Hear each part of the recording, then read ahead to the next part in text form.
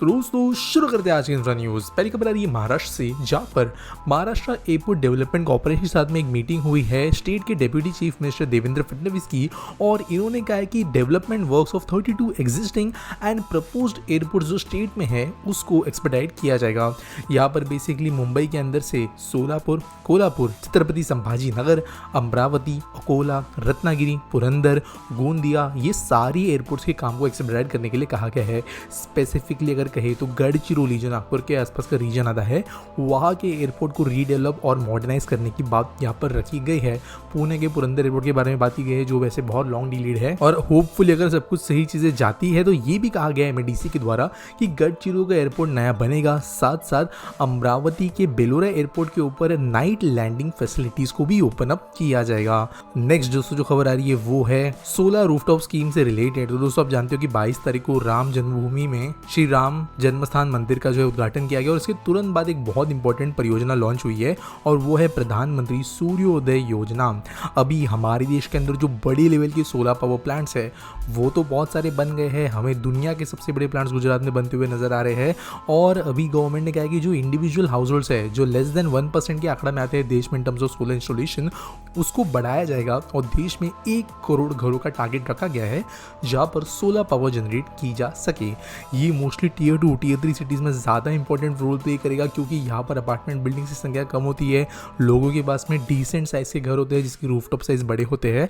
Government basically solar panel लगा के देगी ताकि बिजली जो है इंडिविजुअल हाउस होल्ड लेवल पे जनरेट हो सके। अगली खबर दोस्तों आ रही है मुंबई अहमदाबाद बुलेटिन प्रोजेक्ट से रिलेटेड, जहाँ पर जापान जाइका के चीफ रिप्रेजेंटेटिव साइतो मित्सुनोरी के द्वारा कहा गया है कि जो स्पीड से काम यहाँ पर चल रहा है उससे वो सेटिस्फाइड है, और यहाँ पर जो मेजर प्रोग्रेस देखा है उसके वजह से उनको काफ़ी ज़्यादा खुशी हुई है। यहाँ पर अनसर्टेनिटीज जो आई थी प्रोजेक्ट डेवलपमेंट के दौरान वो रिमूव कर दी गई है, उसके ऊपर भी उनको खुशी, ऐसा कहा गया है। इसके अलावा जो बाकी प्रोजेक्ट जायका के साथ में चल रहे हैं इंडिया के अंदर, इंडिया और भूटान, नेपाल, बांग्लादेश, इनके साथ में मिल रहे प्रोजेक्ट्स वगैरह, इनके बारे में भी यहाँ पर इन्होंने खुशी जताई है। तो इसकी वजह से एक चीज़ समझ में आ रही है कि जायका जो फंडिंग कर रही है देश के प्रोजेक्ट्स के लिए वो ज़्यादा दूर कहीं जाते हुए नजर नहीं आएगी। अगली खबर दोस्तों आ रही है मुंबई के अंदर से, जहाँ पर डाइवर्सिफाइड कंपनी अंबा ग्रुप ने साइन किया है एक joint venture rolling stock maker Titagarh rail systems के साथ में। और बेसिकली ये जो कंपनी है अभी रेलवे कंपोनेंट और सबसिस्टम बिजनेस में एंटर करेगी और बिजनेस टू बिजनेस वेंचर्स करेगी। यहाँ पर consumer durables, electronics, railway subsystems and mobility, ये सब काम करेगी। 120 करोड़ रुपए का इन्वेस्टमेंट होगा। 50% ये काइंड ऑफ एक न्यू स्पेशल पर्पस व्हीकल के अंदर होने वाली एंटिटी होगी। अब यहाँ पर जो इन्वेस्टमेंट इक्विटी होगी वो फियरमा में होगी। अब जो लोग थोड़ा ही जानते हैं टीटागढ़ का, तो टीटागढ़ फियरमा एक कंपनी है। फियरमा यूरोपियन ट्रेन बनाने कंपनी जो टीटागढ़ ने खरीदी थी, और अब ये कंपनी इस वाले सब्सिडी में इन्वेस्ट कर रही है। तो थोड़ा कॉम्प्लिकेटेड है, बट बेसिकली कुछ इंडियन कंपनीज अभी और साथ में मिलकर आ रही है देश के अंदर बेहतर ट्रेन और ट्रेन सिस्टम्स बनाने के लिए। अगली खबर दोस्तों जा रही है वो है कानपुर मेट्रो लाइन 2 से रिलेटेड, जहाँ पर इसको बनाने के लिए 5 बिडर्स ने अपने अपने बिड्स को सामने रखा है। तो यूपीएमआरसी ने लाइन 2 जो एग्रीकल्चर यूनिवर्सिटी ले बैरा 8 के बीच में बननी है, उसके लिए ये बिड्स ओपन किए थे 4.3 किलोमीटर के सेक्शन के लिए। 484 करोड़ रुपीस का एस्टीमेट यहाँ पे रखा गया है। 30 मंथ की डेडलाइन है। अब इन 5 में से कोई एक बिडर सेलेक्ट किया जाएगा जो इस मेट्रो लाइन को बनाने का काम करेगा। अगली खबर दोस्तों ये बेलगावी एयरपोर्ट टर्मिनल कंस्ट्रक्शन से रिलेटेड, जब पर KMV को कॉन्ट्रैक्ट मिला है, बेसिकली जीते हैं बिड इस एयरपोर्ट को बनाने के लिए। यहाँ पर लोएस्ट बिडर यही निकल कर आया है, और वैसे इस एयरपोर्ट को बेलगांव एयरपोर्ट के नाम से भी जाना जाएगा। 3600 स्क्वायर मीटर स्पेस पे टर्मिनल बनेगा। 300 पैसेंजर्स पीक आवर की कैपेसिटी के साथ में बनेगा। एप्रन जो होगा वो 6 नैरो बॉडी एयरक्राफ्ट को एक साथ हैंडल कर पाएगा। एयरबस बोइंग 737 और एयरबस A320 जैसे एयरक्राफ्ट को 4 एरो ब्रिजेस होंगे, और जब ये पूरी तरीके से बन जाएगा तब 2400 पैसेंजर्स पर आवर की पीक कैपेसिटी भी ये काम करेगा। 1200 अराइवल, 1200 डिपार्चर 2 साल में से कंप्लीट करने की बात की गई है। आज के आसपीटी सवाल की बात करें तो रैनवर पूछते हैं mediocrity is most of Indian standards. तो देखो यहाँ पे मैं थोड़ा सवाल लोगों को एक्सप्लेन करने की कोशिश करता हूँ।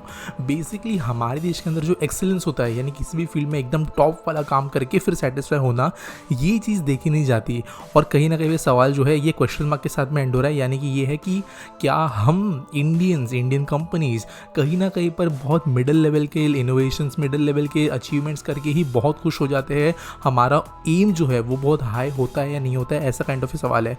मेरे हिसाब से ये बहुत ज़्यादा एप्लीकेबल होता है गवर्नमेंटल डिपार्टमेंट्स के अंदर, जहाँ पे हम बहुत ही बेसिक मतलब दुनिया के अंदर जो चीज़ें ऑलरेडी पुरानी हो चुकी है वो स्टैंडर्ड्स अचीव करके उसको मार्केट इस तरीके से करते हैं जैसे कि हमने बहुत बड़ा कुछ उखाड़ लिया हो। यहाँ पर मैं बात करूँ अगर रेलवेज़ की, गवर्नमेंटल कंपनीज़ की, हमारे गवर्नमेंटल मैन्युफैक्चरिंग कंपनीज़ की, हमारे पब्लिक सर्विस के अंदर ऑपरेट होने वाली कंपनीज़ की, सब यहाँ पर कहीं ना कहीं पर मीडियोक्रेसी को सेलिब्रेट करते हैं। हायर एमिंग ऑफ गोल्स जो है वो बहुत लिमिटेड तरीके से किया जाता है। अब मैं ये बिल्कुल नहीं कह रहा है कि सारे डिपार्टमेंट्स और सारी कंपनीज और सारी सर्विसेज ऐसे ही है। फॉर एग्जांपल अगर हमारे बैंकिंग को देखें तो हालांकि लोग बोलते हैं कि गवर्नमेंटल बैंक के जो ऑनलाइन सिस्टम्स है वो स्लो है, ऐसे वैसे है, लेकिन जितने हमें कॉम्प्लेक्सिटी, जो स्केल ऑफ हैंडलिंग है और जो एकदम नीच लेवल के प्रोडक्ट्स वगैरह भी है वो आपको गवर्नमेंट बैंक के ऑनलाइन साइट पे देखने को मिल जाएंगे, एसबीआई वगैरह, और इनको आप फिर ग्लोबल स्टैंडर्ड्स के अंदर कंपेयर कर सकते हो, चाहे यूआई और यूएक्स इतना अच्छा क्यों ना हो। At the same time UPI जैसी चीज़ें भी जो है एक्सेलेंसी की तरफ जाती है, but at the same time हमारे रेलवेज़ के अंदर लिटरली एसी कोचेस को भी जो है बहुत ज़्यादा हाई स्टैंडर्ड समझा रहता है, जो दशकों से दुनिया के अंदर स्टैंडर्ड्स है। एकदम छोटे छोटे इनोवेशन, लिटरली प्लास्टिक का कोई नल लगा देने को बड़ा इनोवेशन माना जाता है, कोई डस्टबिन को लगा देना बड़ा इनोवेशन माना जाता है, कोई बहुत बड़ा ट्रांसफॉर्मेशनल चेंज जो है वो कुछ डिपार्टमेंट्स से एक्सपेक्ट भी नहीं किया जा सकता। फॉर एग्जांपल टिकटिंग वगैरह भी हो गया, जो ये सब चीज़ें, तो ये चीज़ें कहीं ना कहीं पर हमें आगे जाकर काम करते करते ही इंप्रूव करनी पड़ेगी। ऑब्वियसली रिसोर्सेस, जो पब्लिक इमेज होती है किसी चीज़ की तरफ, और सबसे इम्पॉर्टेंटली जो लोग ऑफिसर्स एंड ब्यूरोक्रेट्स के यहाँ पे रूल्स होते हैं वो कहीं ना कहीं रीडिफाइन करने की ज़रूरत यहाँ पे पड़ेगी। ज़्यादा केपेबल, ज़्यादा इंटेलिजेंट लोगों को यहाँ पे आने की ज़रूरत पड़ेगी, तब जाकर ये चीज़ें सुधर पाएगी। उम्मीद करता हूँ आपको सवाल का जवाब मिल गया होगा। आपके पास जो सवाल है तो आप कमेंट सेक्शन में पूछ सकते हो। न्यूज़ अगर आपको सबमिट करनी है तो आपको एक लिंक मिल जाएगी डिस्क्रिप्शन में, जिसके जरिए आप न्यूज़ सबमिट कर सकते हो। मिलेंगे अगले वीडियो में।